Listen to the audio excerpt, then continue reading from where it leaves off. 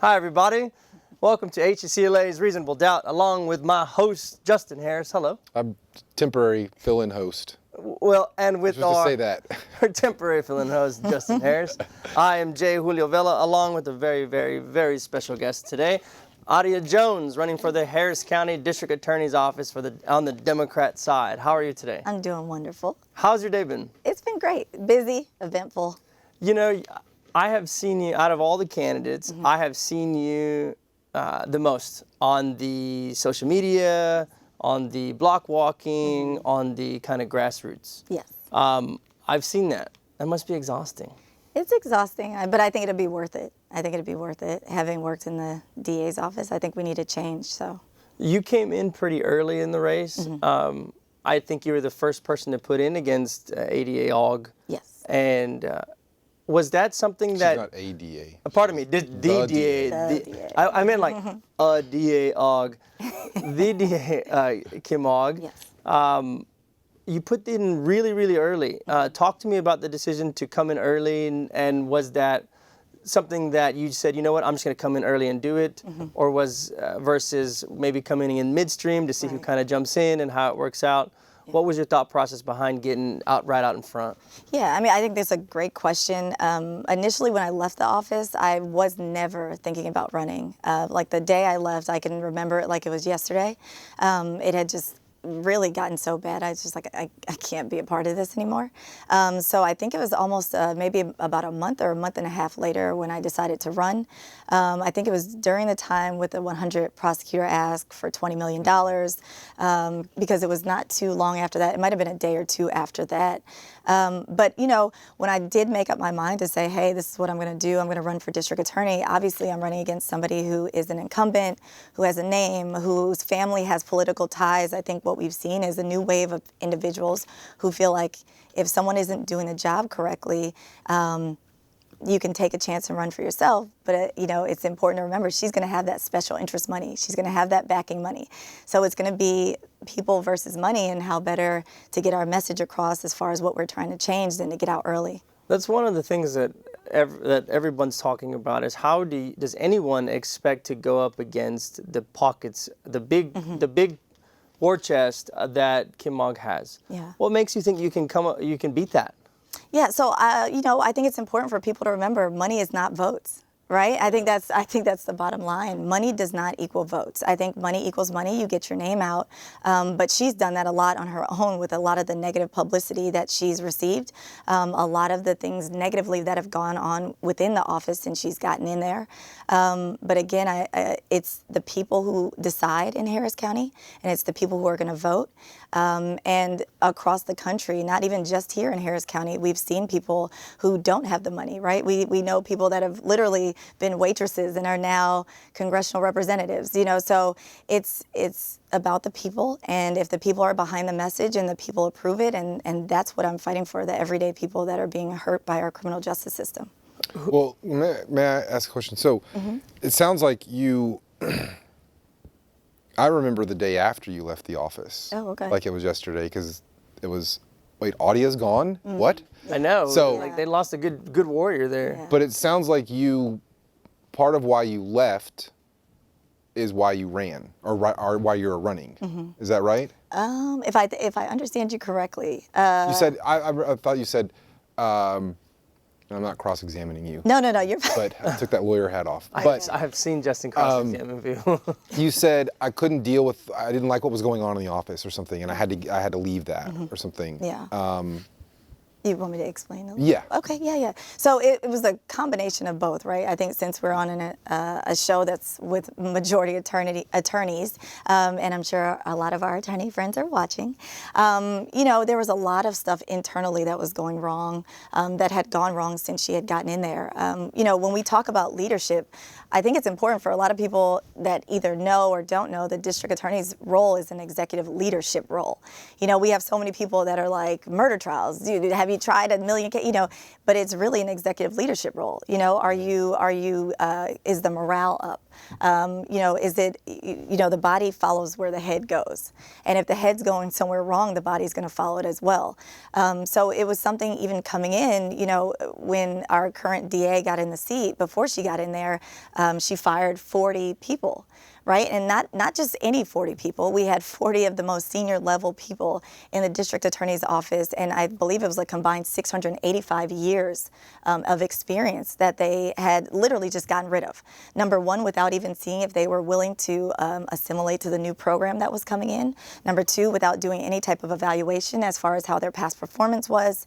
And number three, when you get rid of that type of or group of people with that amount of years of knowledge, you're really getting rid of people who are institutionally know about the processes and procedures within the district attorney's office, and you essentially dig out the roots from under the tree. What do you think makes a good district attorney? Yeah, so I think it's somebody that's a good leader, right? It takes leadership. I mean, really, that's what that role is. You're not going in there on a day-to-day basis. I saw you in court. We've handled cases together, and you're a great attorney. I've handled cases with you, Justin, and you're a great attorney as well. But they're not the ones that are in court day to day. They're the ones that are creating the bright line policies and rules and policies and procedures that govern, how are the assistant district attorneys interacting with the defense attorneys? How are they offering sentencing? What are their plea agreements? What type of cases are they, are we going to be accepting? What type of programs are we going to be offering? Are there going to be fees associated with the pretrial diversion programs? So all of those things, it's really a leadership role. Let's talk about some of the feelings that are going on at the district attorney's office. They are scared that half of them are going to get let go again, or there's going to be another big sweep. And a lot of them have asked me, ask her what's going to happen. Yeah. So do you have anything to say to that, or can you speak to that as to if in the event that Audia Jones is the district attorney for Harris County, does the office need to worry about another cleanup? Okay. And my first answer is no. No, not right away. I mean, you guys know me well enough, and it's funny that it's ironic that I'm sitting here with the two of you guys. One of the things that I've always prided myself on is standing by my word. I always stand on my word. So the first thing I want to say is no, we are not going to have a massive sweep. I remember sitting in my office and literally having people run by my door on the day that I believe they called it Bloody Friday. Right. Within the first 100 days, what I do want to do is have literally an individual meeting with every single person that works in the district attorney's office. I'm talking about from the janitors to the administrative assistants to the people who are the most senior in the office, but literally do a one-on-one meeting and just get their own viewpoints on what they believe. Obviously, we're coming in with a different perspective, one that the current district attorney promised but failed to deliver. And we will do evaluations after 30, 60, 90 days to figure out, is this something that people can get on board with, or if they feel like they may fit better somewhere else. But we will absolutely not be doing a sweep before coming in or coming in. But I mean, there has to be some people who go. There has to be? Right? According to who? Oh. I mean, you got it as a good leader. I mean, what kind of morale, what kind of example are you setting when you just terminate somebody just because? There's no basis. Right? Absolutely no basis. And the thing is, if we have individuals who are sitting in the office who say, I did certain things because of the leadership. I was afraid that I might have gotten fired. I remember sitting in the trenches with those same people. And there were days where they came to me and they were like, I've had people that, that may have been higher up in the office that were like, Audia, what do you think? Should I do this? And I'm like, I don't think you should. You have to be able to look yourself in the mirror. I get it. We have to earn a paycheck and you have to do certain things, but this should never compromise, someone being a human being. Sure. So at the end of the day, there are people who may, prosecutors who may be living check to check or who need that health insurance. But to just say I'm going to go ahead and cut somebody because I had an issue with them before without giving them an opportunity to show how their work performance is, I don't think that's appropriate, and I don't plan to do that. Let's talk about that.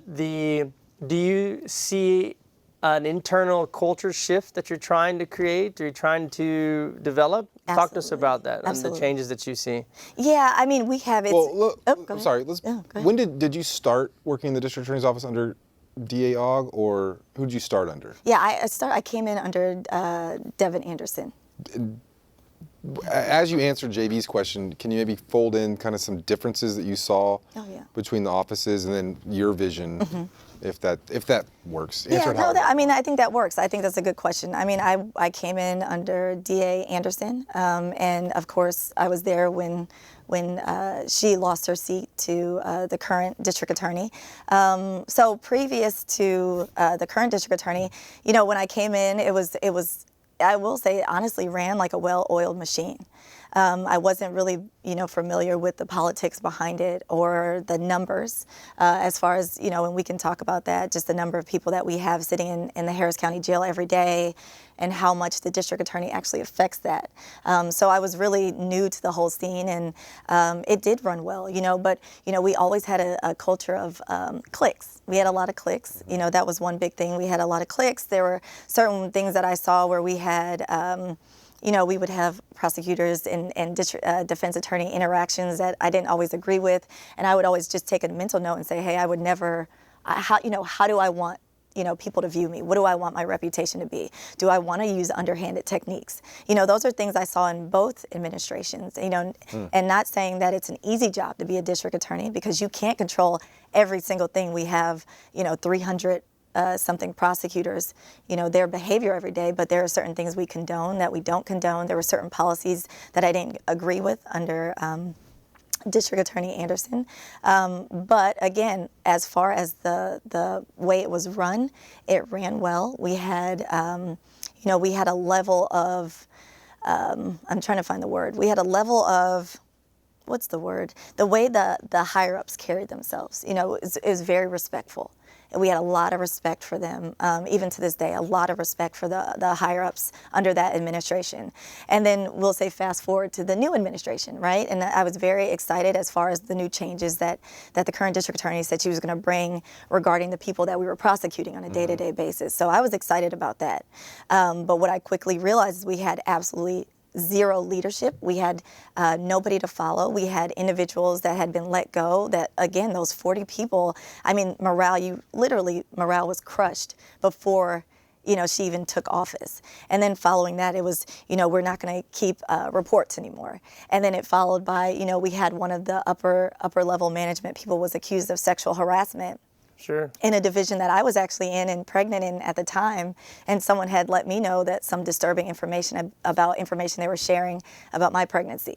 And so, you know, we saw this shift of leadership now where there was absolutely nobody in charge, right? Where we had a district attorney by name only, and it seemed like the upper administration was kind of, they were all fighting for top power. And so, you know, with that, then you had people that were coming in that were new, and that's why she ended up with, and this is my belief, this is why she ended up with the highest turnover rate in the history of district attorneys in Harris County. We had people that wouldn't stay. We had new assistant district attorneys that weren't getting trained, that really didn't have much to look up to, and it just, the culture was horrible. How do you anticipate it as district attorney changing that or implementing your vision, and what would that vision be? Yeah. So one of our biggest vision is to create forward thinkers. Right? I don't want to create a district attorney's office where we have individuals where we only give them a piece of information and just hope that they, you know, keep them entrapped in the district attorney's office forever. We want to create more leaders. Good leaders create more leaders, not a ton of followers, right? And so what that looks like is for our upper management, I want to actually send them away to receive training. We have a lot of chiefs that really did not know how, you know, they were great with trying cases, but when it came to giving guidance as far as how to interact with defense attorneys, how to be professional in a courtroom setting, how to even try a case, a lot of times did not understand that leadership training. But I want to send our upper management to leadership training week, right? So like we did that new baby prosecutor school. We need to send our leaders first. It starts with our leaders, and that includes the upper level division directors, that includes our chiefs of our courts, chiefs of the felony courts, chiefs of the misdemeanor courts. They need to be equipped with the tools that they need to be leaders as well. Who provide, there's a training? Yeah, well, we've already spoken with outside organizations that we could team with that would provide the training for leadership. Do you anticipate keeping, so there's already, you know, there's district court chiefs and there's division chiefs. Obviously, if you are district attorney, I anticipate that you'd have ideas as to who your upper management's going to be. But there's already a big group of people in place. Yes. how do you plan on? Do you see yourself restructuring the office in any way, and if so, how? And how from this group do you anticipate choosing these leaders Yeah. that to guide your office? Yeah, so I think every decision should be made after evaluation, right? I think the best decisions are made when they're informed decisions. Especially as attorneys, that's what we're taught to do. We're not taught to make knee-jerk decisions.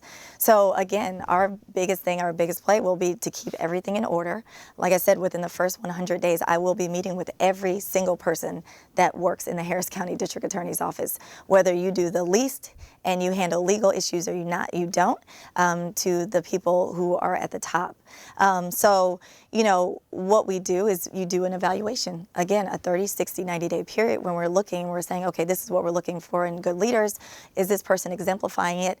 Are they showing that they can train new ADAs coming in? Are they showing that they have a professional mentality?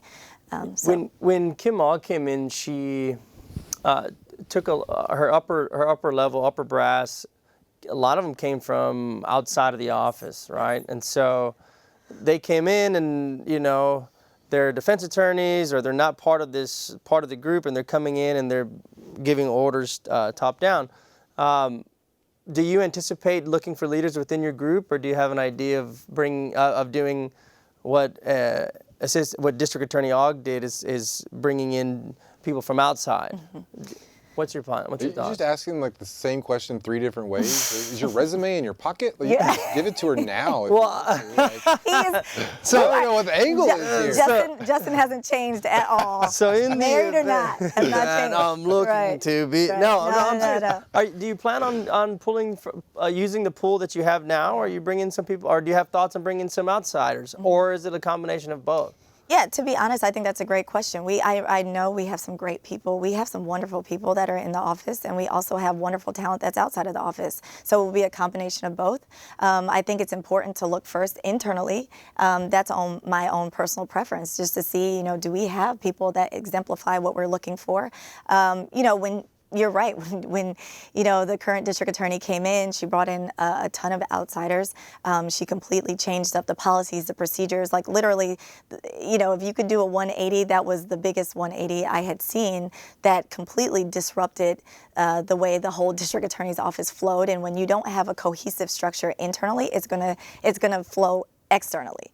And so one of the biggest things we saw, we had the sexual harassment accusation from one of her higher level managers, and he was never terminated. It was a simple slap on the wrist. We had another individual that was over the white collar crimes. I believe he might have been there for a month, possibly. And he was literally escorted out by investigators. And nobody to this day would say what happened. But again, you don't want to disrupt the policies and procedures and the processes so much that now we have low to no morale in the office. And then we're back to where we are now, which is the highest turnover rate. What do you think we keep talking about morale, what do you think the single biggest thing that's either causing a loss of morale or that you can do to raise morale? You can pick whichever one you want to answer. I think it really goes to the leadership. I told you, having been in there is absolutely no leadership. And I've spoken with people that I was actually mentors for that worked in the district attorney's office who told me, there were some issues with, they said that there was a specific higher level manager that was changing the scores on evaluations of the black prosecutors. And I believe that person's still in there. So this is not something that's made up. These are individuals that told me that. I didn't personally experience that, but that was something multiple prosecutors told me. Said, hey, they changed my evaluation scores because I'm black. And from my understanding, when the current district attorney got wind of it, it was, hey, let me go offer them a promotion and cover it with a Band-Aid. You will get what you give. I heard that. I heard about that. Yeah. You will get what you give. You will get what you give. And if you're a leader and you're supposed to look out for the people that are working for you, you're supposed to equip them with the tools that is necessary. And if she's not equipping them with the tools necessary to be successful, she's putting leadership in there that's weak, that is discriminating against people that work in there, and you're not looking out for their best interest, you're not going to have a steady level of morale. Do you have ideas for a first assistant? I don't yet. I don't. Nice. And I actually want to do No, I'm not trying to be the first assistant. No, so you got You're supposed ideas to for say, it like, or I what? nominate JV Vela. No, No, no, look, no, the first thing no. we're doing, our complete focus is working through the primary, right? So we have Sure. early voting coming up February 18th through the 28th. When?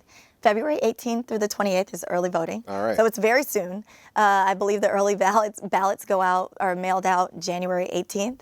And then we have primary voting day, which is March 3rd. So like 1,000% of my focus, along with my team, is completely on continuing our people-powered campaign. It's pretty amazing that. Who do you think that for me, the social media presence that you have? I think you're completely dominating the field. It could be because I'm following you, but I'm following everybody, and it just seems that the message is constantly getting out with you. Right. And for me, that means that young people are getting in, that it reaches these young people. And I guess I'm not that young anymore, but I haven't seen that with the other candidates. And who do you think's coming out to vote for you? Do you have an age demographic? Do you have are you riding the wave on a certain group? Or, I mean, sure, I'd imagine you're going to say everyone, but do you really feel a presence that who's going to really make an impact in this election? Is there a group that you think that's really coming out or surprising you? Yeah. Surprising me, no. I will say, I intentionally made things transparent. I think, the biggest thing we've seen with a lot of positions, specifically the district attorney, is a lack of transparency. And, not even just this current district attorney, just everyone. A lot of people are like astounded when I tell them what the district attorney's role is. That, at the Harris County District Attorney's Office, we have an intake division that works 24 hours a day, 7 days a week, and that's how charges are accepted. I think there's a level of transparency that we owe to the public, and that's who we're supposed to be serving in this elected position. And the way you start is the way you finish, and that's the way I play the game. So, and when I say play the game, I'm a former basketball player, so a lot of my terms go with that. But the way you start is the way I carry through, and I think it's important to show that. So, to answer your other question, who are the people that I'm surprised about?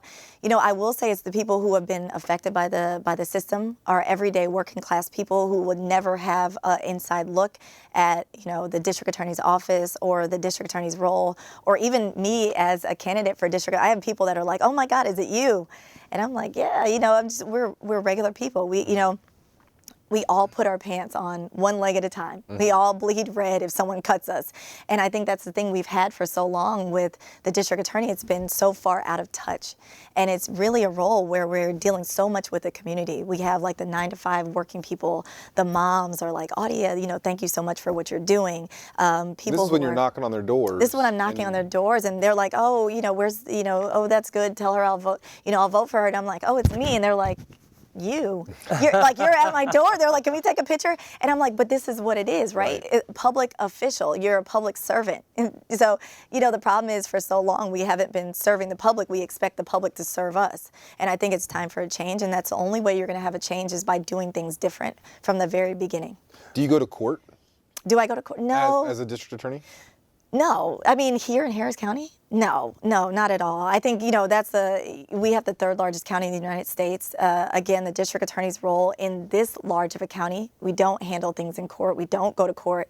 I know we've had instances where it's more of a, let me stand behind the podium for it to, so this newspaper can get a picture of me reading the probable cause. But we all know who does that. It's usually the felony 3s or the misdemeanor 3s. But, no, it's not a court. So that's one thing that's been interesting to me is I don't remember under any other administration seeing the division chiefs and the bureau chiefs in the courtrooms. And I don't know if it's a good thing or a bad thing, because usually when they're in there, it's because everything else is short-staffed and they're just like, they literally need another set of hands. Yeah. And so the chief of a division will come down, and instead of running the division from their office, they're down there signing reset forms. Yeah, and I think, like sending requests for body worm camp. I mean, I think that's a problem, right? I think that's a problem because it makes it difficult for them to do their jobs effectively, which then in turn is a domino effect. So it makes it difficult for everybody to do their job.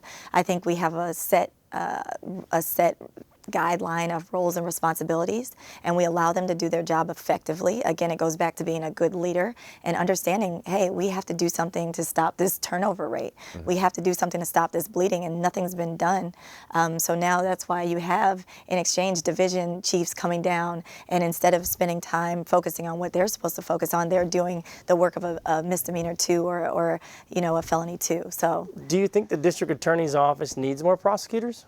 I don't think they need more prosecutors. Because it's pretty famous about on this point. Yeah, I mean, I think what you need is good leadership. I think the problem is if we were to say, do I think they're short-staffed? Absolutely. I think it needs to be some, recruiting done to fill those positions. But this is what I will say. This is why I was so against that request for 100 new prosecutors for $20 million.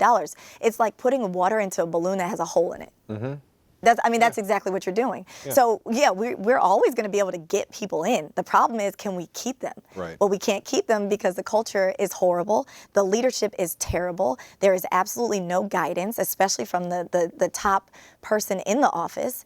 They're allowing their people that are supposed to be under them, but still leaders, they're over there fighting like cats and dogs to be in charge and doing things that are essentially illegal inside the office, discriminatory, and it's just not going to pan out well, and you're not going to have people that stay there. So you can get all the prosecutors you want, but they will not stay there.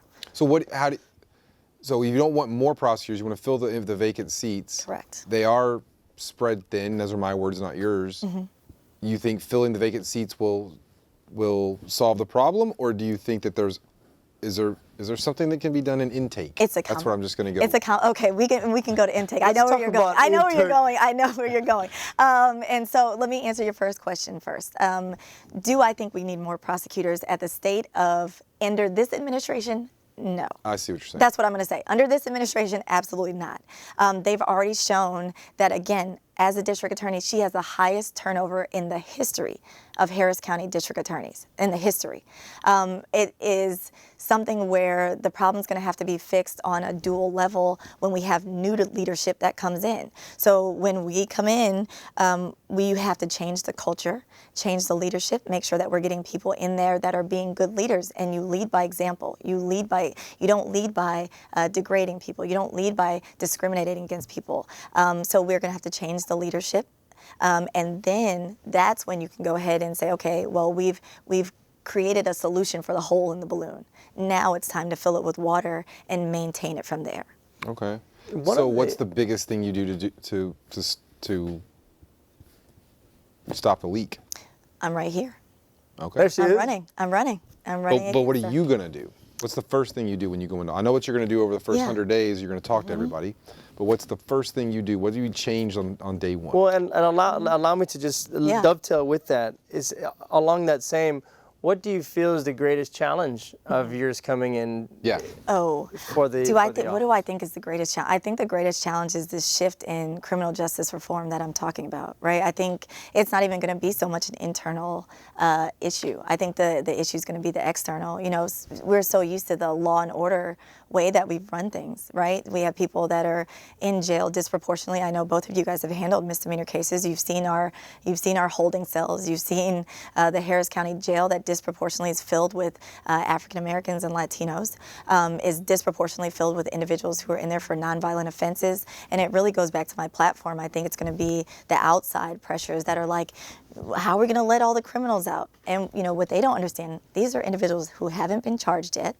These are individuals who are in there simply because they can't afford to get out. We have people that are charged with murder. We have people that are charged with aggravated robbery. And if they have the money in their account, guess what?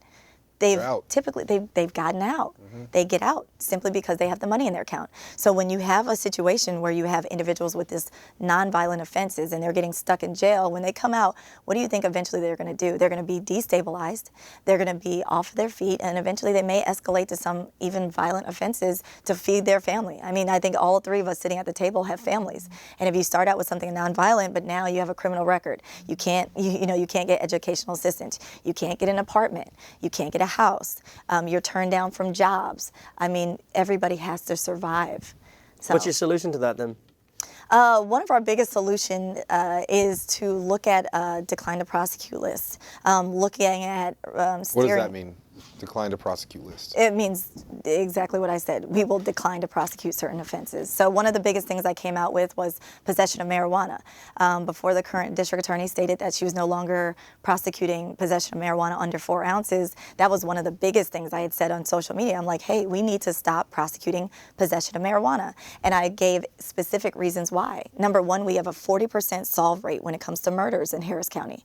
That's not very good. That's not very good. You know, we also have statistics that show that blacks and Latinos are 6 times more likely to be arrested, convicted, and charged with the offense of possession of marijuana when it's used equally across the board with our white counterparts. And then, you know, lastly, we can be using law enforcement resources to target those violent offenders, right, to keep our community more safe. And we had an instance where the current district attorney she brought 2 cases against 2 officers to be no-billed after they had already been indicted 2 years earlier for sticking their fingers in a young lady's vagina looking for a piece of marijuana. Right. You know, those are things that we are, you know, we're not looking to perpetuate that. And those are the reasons why I say we do not need to prosecute possession of marijuana. Let's make our communities safe. Are there limits? But that's already happening. So what else? Yeah. Prosecute? Sorry, JV. No, you're fine. When we're looking at things like criminal trespass, right? A majority of people that are getting in there with criminal trespass are typically homeless or drug addicted or suffering from mental health issues. We're looking at different programs like there's one specific program that's going on across the country, and it's been working for the last 10 years to lower the numbers, which is implementing a cite and release program. So with the cite and release program, it's not just saying, okay, we'll give you a citation, goodbye, and we hope you're not homeless the next time we come around to you. It's, okay, we'll give you a citation in exchange for you self-admitting yourself into this mental health facility that we've decided to team with.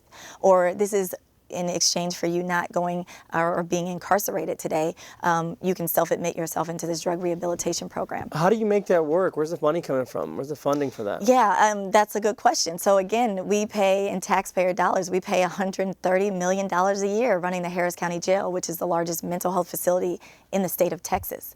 So for anybody that doesn't know, that money is not falling from the sky. It's coming out of our pockets every time we pay tax dollars. So the same way that our current district attorney went in front of the commissioner's court and asked, you know, can I have this funding and it's going to be used for XYZ, that's what we intend to do, is go to county commissioner's court, which a lot of people don't know about that. You know, if you're not involved in politics, people are like, county commissioners, what are those? They're the people that you should vote for. Right, they're the people that control the purse strings. They control literally the entire budget for where the funding is going to go in Harris County. So that's what we do. We put together real facts, real numbers. We know our current district attorney had falsified some numbers that she presented to the Harris County Commissioner's Court, and that's documented. But we go in there with some stable facts. We go in there with organizations. We go in there with proof, and we go in there just as we've done, evidence-driven, to say, hey, let's put these resources towards these types of programs because we've seen it's working other places, and that's something we need to implement here, and we deserve to be on the leading end of change and not on the tail end.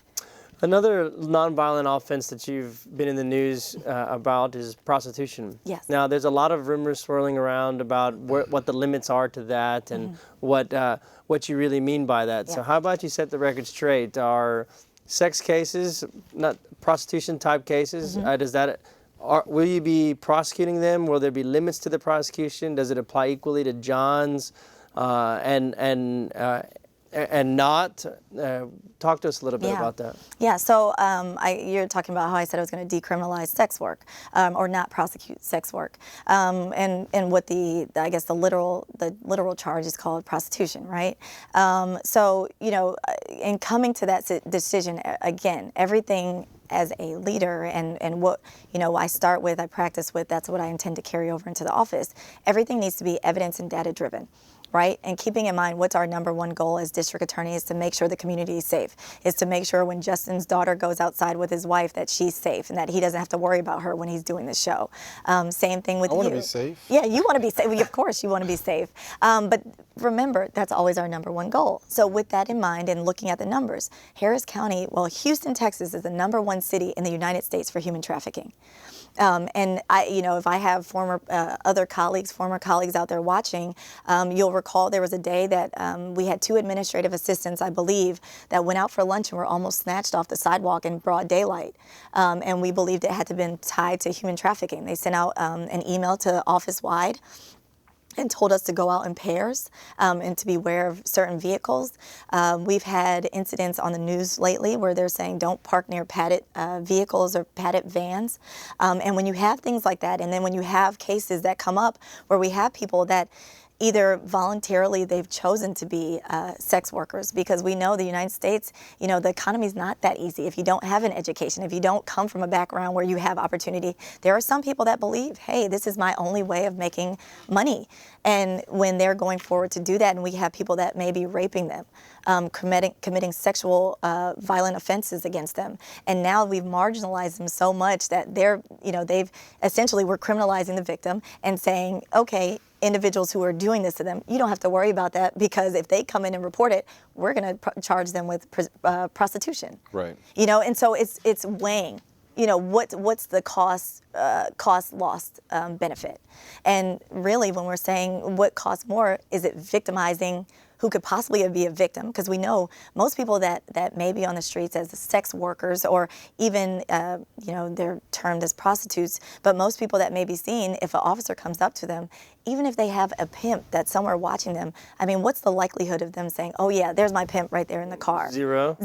And I've sat down and I've been working with women and men who are actually been victims of human trafficking and have 4 stab wounds on their neck, have had their throats sliced by pimps, and had to go out and say, hey, I'm a sex worker. You know, so we want to give a safe environment for individuals who are in fact victims of human trafficking. We've already been speaking with organizations that help victims of human trafficking literally relocate and get a new anonymous life. And those are organizations we want to team with to help get them back on their feet. But the people who choose to do sex work, I believe it's a public health concern and not a public safety concern. Well, one of the at the courthouse, one of the questions that was posed was a lot of the ways that these individuals who are being sex trafficked are identified is through them getting arrested and then getting to court and then being interviewed by the human trafficking section and then offered this sort of deal if they were to cooperate and give up names. Me personally, I think that's a terrible way to do it, to be dealing with victims who are sex trafficked.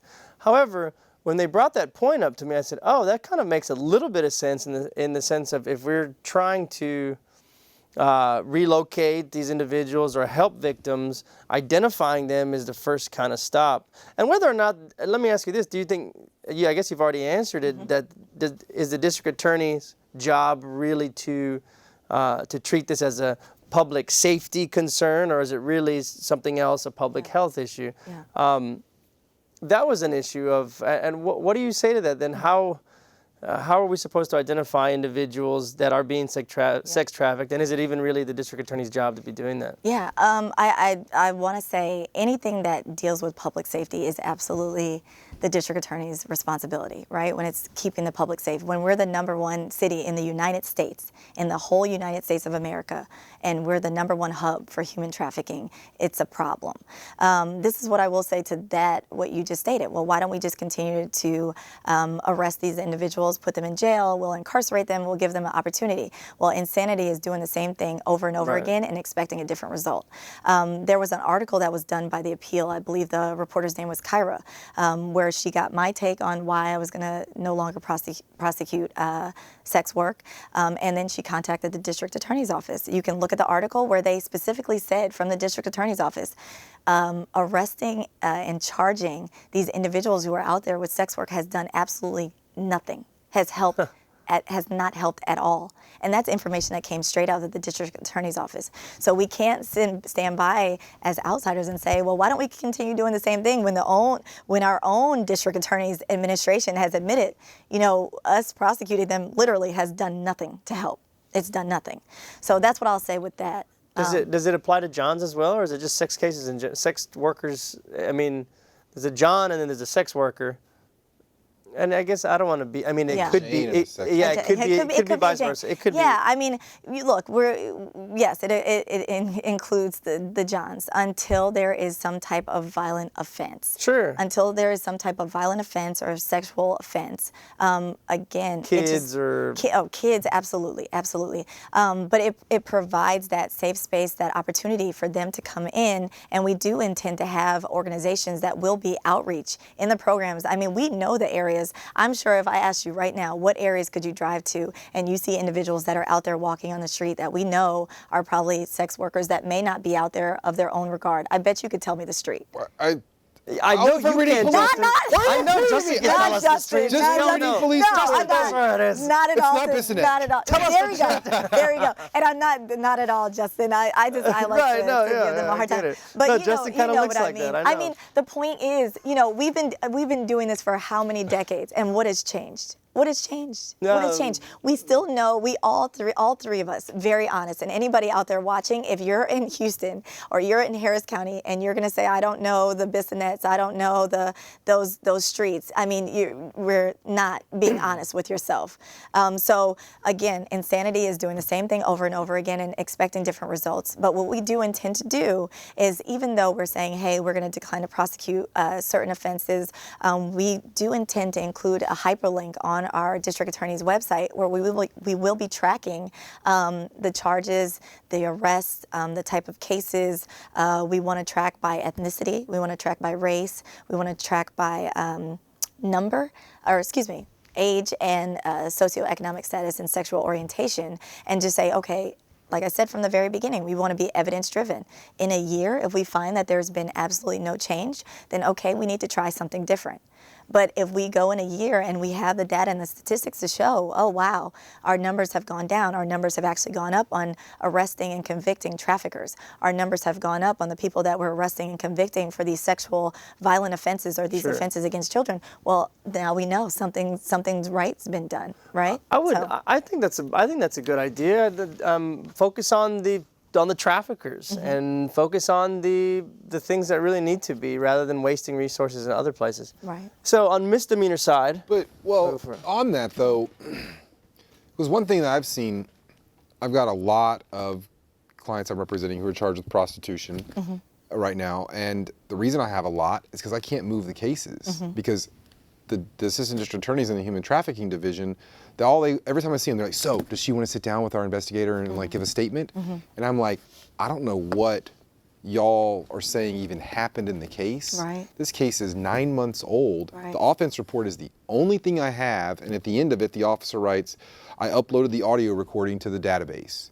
Where is that audio recording? Right. Because when I go talk to my client, she says, I didn't do what they're saying I did. Right. So how am I going to sit down with somebody who say, when they're saying, I didn't do what they say I did, and like, well, okay, we're not even talking about that. Right. They just want to talk to you and see if you know anything and you want to flip on somebody else. I can't build a rapport with a client to trust me enough to sit down with me and trust that I got their back if things go sideways in that interview. Right. So, and the district attorneys keep telling me, we just haven't gotten it from the police officer. We just haven't gotten it from HPD. So, you can't control HPD. Correct. So I can't recommend my client take one of these offers in the human trafficking program if I don't know that there's even a case that can be made. And so if there's something going on the streets with the officers, and I'm not saying that there is, but if there is, will some kind of a diversionary program or something like that, sounds like you're maybe talking about, still be able to address and find the real issues? The underlying issues, Right. as far as if they really are prostituting themselves, or if this is some misunderstanding with something else, and why they're doing this, and to actually make change. Yeah, I think, again, to answer your question, if we're saying we're going to decline to prosecute that means it's taking it out of a criminal aspect, right?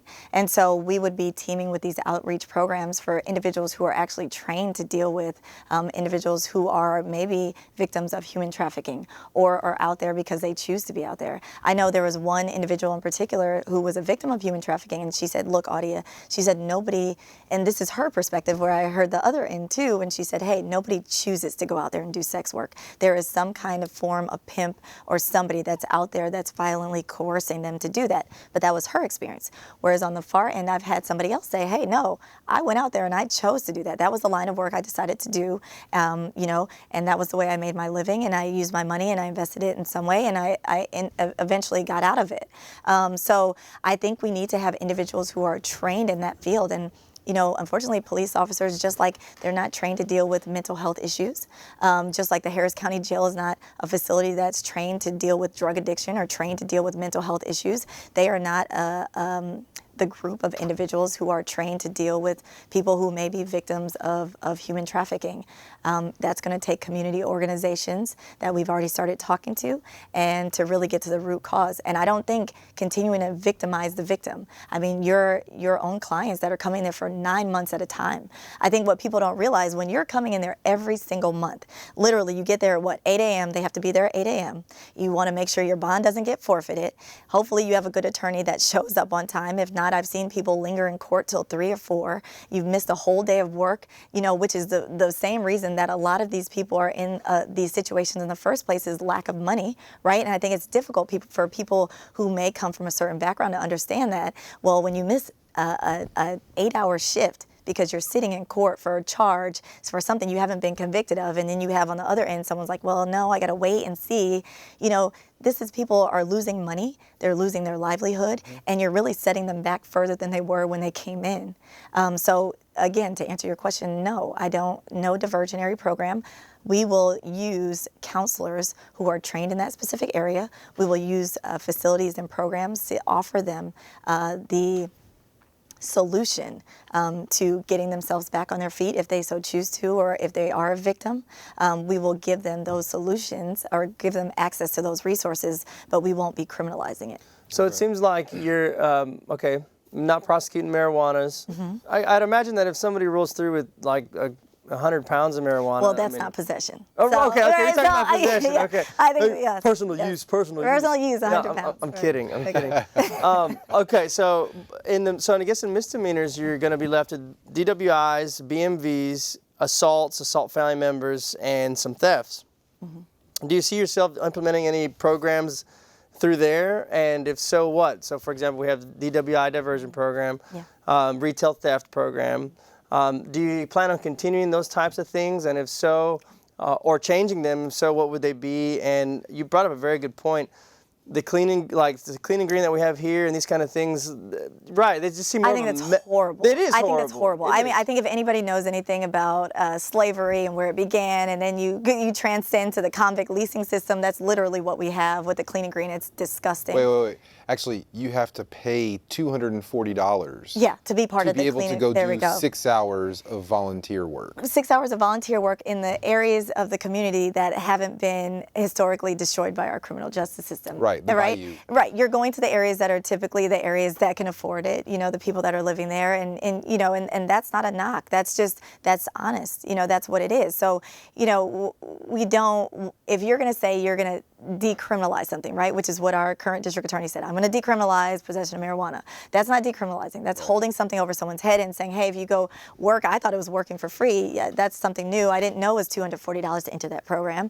And then do community service to clean up an area of town that is has not historically continued to be destroyed and targeted by our criminal justice system. I think is disgusting.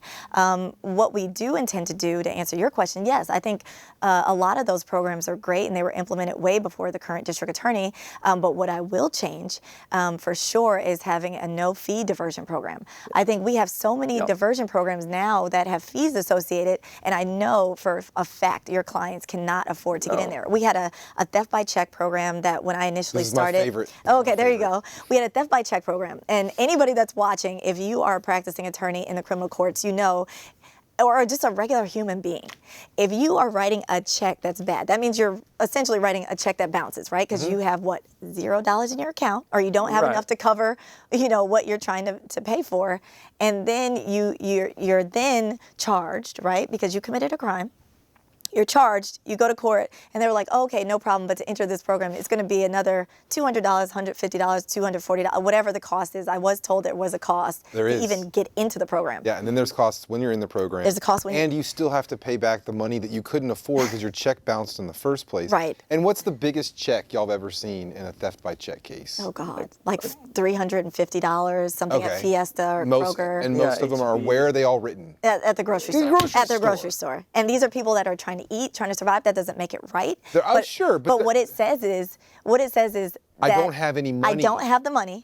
I have to feed myself. I need to eat. And yes, I did something illegal, but I don't have the money to pay to get myself out of this unless you give me the opportunity to. And The theft by check program, real quick, the last I saw, which was last week or earlier this week, the theft by check diversionary program costs more than the retail theft diversionary program. Yeah, that's... And has more that comes with it. So that means that if I'm hungry and I need food, if I walk into Kroger and I steal something from Kroger by putting it in my shirt and walking out, it costs me less money to get that case dismissed than if I go, you know what, I'm gonna like sign my name so, you know what, they can find me. Right. Maybe you're thinking they can find me and I can pay back the bounced check I'm about to write. Because you have to be guilty of this, you have to know you don't have the money when you write the check. Exactly. And you know what, at least I'll stand there, I'll sign my name, I'll give them my driver's license number and my current address, and then I'll take the thing that I can survive and eat without actually having the money for it. That program, to get that case dismissed, will cost me more money by doing it that way. It's insane. Insanity is doing the same thing over and over. Yeah, there's return check fees. Exactly. Then there's DA office administrative fees. And I'm like, wild. It is wild. The check was for $13 and all the fees are four like times that much. $400. Sorry. Let me ask you this. Take my soapbox. Let me ask you something else. Let me change gears for a second. Okay. You are married to District Court Judge Deshaun Jones. Yes. One of the big questions that's on everybody's mind is if you are the elected district attorney. Yes. You will obviously have 100, 200 cases in there. I don't know how big a felony docket is in your husband's court. Now, in Judge Jones's court. Right. Is that a conflict? Is it not a conflict? And have you checked it out? And what says you about that? Yeah, absolutely. I checked it out. We definitely checked it out before I even got started running. There is no conflict of interest whatsoever. Again, the district attorney is a role that's an executive leadership role. Absolutely. I mean, I think it's almost 0.001% chance that the district attorney is ever in court, and if they are, it's probably a photo op. But this is never anything that I would actually be practicing in front of him or presenting a case in front of him. All of the cases, the things that I'm handling are policies and procedures, internal structure, what's going on in the district attorney's office, what cases are we going to accept, going out there representing the district attorney's office, making sure that we're able to recruit and retain good prosecutors, making sure that we're doing what's in our power to represent everybody in the community, and that's a fair and equitable system. So to answer your question, no, there is no conflict. Yes, we checked it out with counsel, it's something where, again, if I was a practicing prosecutor at that time, then there were cases I was going to have to recuse myself of because I would have literally been handling, let's say, trying a case in front of him or presenting facts and evidence in front of him, and there could be deemed some type of conflict of interest. But because I'm so far removed, there is no conflict. Let's talk. We have about 3 minutes left. You said there could be deemed some kind of conflict. Well, if I was practicing. So you're not just sitting here saying Deshaun's going to always rule in your favor if you're practicing in front of him? You're saying Judge Jones? Judge Jones. Absolutely not. I'm sorry. Listen, if anybody, and I've heard, some floating around like, hey, no, he's I know. a great That's judge. the funny thing. I think that my wife would overrule me more than she would sustain. He would absolutely overrule me more. No, but he is, the way he is on the bench is literally the way he is off the bench. And, a man of stature, a man of his word, integrity, just literally. I mean, this is my thing. This is what I tell people. Just go check the numbers. Check the numbers and make sure people are standing on what they say they stand on. And I knew that when I married him. So. Well, and this is, honestly, I know you and Judge Jones somewhat personally, and y'all's kids, like, they're going to grow up with nothing but integrity as role models. Thank you. And both of y'all are. So that was tongue-in-cheek what I was just saying about Judge Jones and you, and I didn't mean any disrespect by calling him by his first name. But y'all are a power couple, and. Well, I do think that intimidates a lot of people. That some people see y'all's climb through the ranks, and y'all have great work product, and people see y'all as a power couple, and I think that does intimidate some individuals. I do. But I do, from the courthouse, I think each of y'all's work speaks for yourself, speaks for itself. I do. Absolutely. I think, and if it was something different, if I thought that you had ulterior motives. Nobody ever says y'all have ulterior motives. Yeah, I was like, nobody ever says that, but they always say like power couple. Yeah. Like, well, it's like, well, they're both kind of badass, so you know. Yeah, I think it's just, I think at the end of the day, it's just, you have things where people intentionally go after things. In no way, shape, or form do I need anybody to call me anything. Power couple, a badass girl, But I guess at the end of the, and I get it, it's going to come along with it. But at the end of the day, I think both of us are. I know, speaking for myself, very much set on there are some serious issues that we have in our criminal justice system. Absolutely. And having seen it firsthand, it literally is only because I was a prosecutor. I remember meeting you on like the second day I was there and having attorneys just be like, I hope you don't change. I hope you don't change like some of the other ones. And maybe, when I left, I was the same person I was from day one. I was very honest. I made sure I stuck to that. And I just think there are things that I can bring to the office that we need to change. You got 30 seconds. What are you telling everybody that's watching? 30 seconds. We have a system that has disproportionately destroyed our communities. What we've done over the last 50 years, our crime rates have literally decreased and our incarceration rates have increased. We spend $130 million a year running the largest mental health facility in the state of Texas, which is the Harris County Jail. Things need to change. We need new leadership. We need people that are going to get in there on the internal structure. We have a district attorney who essentially has kept leaders in there that have done some very bad things to the people that work there. We have a district attorney who promised to support cash bail reform, and when she got in there, she completely did a 180 and said she no longer trusts the judges that have been elected, all the Democratic judges that have been elected. She was the only Democrat to side with all the Republicans and oppose the cash bail reform. So it literally is time for change. We have to change it for the good of the community. We have to change it for the good of the Harris County District Attorney's Office, get it back on solid ground, make sure that we have individuals who feel like they can thrive and grow in the District Attorney's Office, and then leave there and be productive practicing members of our bar.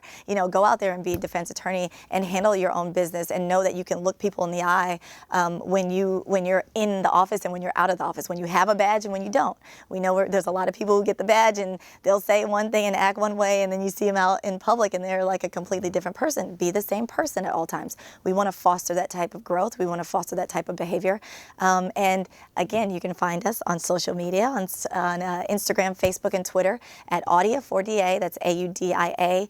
FORDA, or online at www.audiajones.com, and that's AUDIA Jones, JONES.com. We always are very open. I've had attorneys come out and ask questions. We have a learning luncheon coming up next Friday. We'll be at Blambascotti. We will be talking about ending human trafficking here in Harris County. So if you have more questions, I am very accessible. You can come out. I'll answer questions. I'm very honest, and that's all you're going to get when you talk to me. So. That's all I've ever gotten. Ladies and gentlemen, the inspiring, the one and only Audia Jones. Thank you. Yes. Running for the Harris County District Attorney's Office on the Democratic side. Justin, any last words? No, this is great. Yeah, I think so. I think next week, District Attorney Kim Ogg is coming on, and the following week, candidate Carvana Cloud's coming on. So if you have questions, thoughts, concerns, don't forget about us here at HCCLA, the Harris County Criminal Lawyers Association. For Justin Harris and myself, the board, and all of us here around, we'd like to thank you for watching. Thank you to our special guest, Audia Jones. Thank you for having me. Thank you. Guys.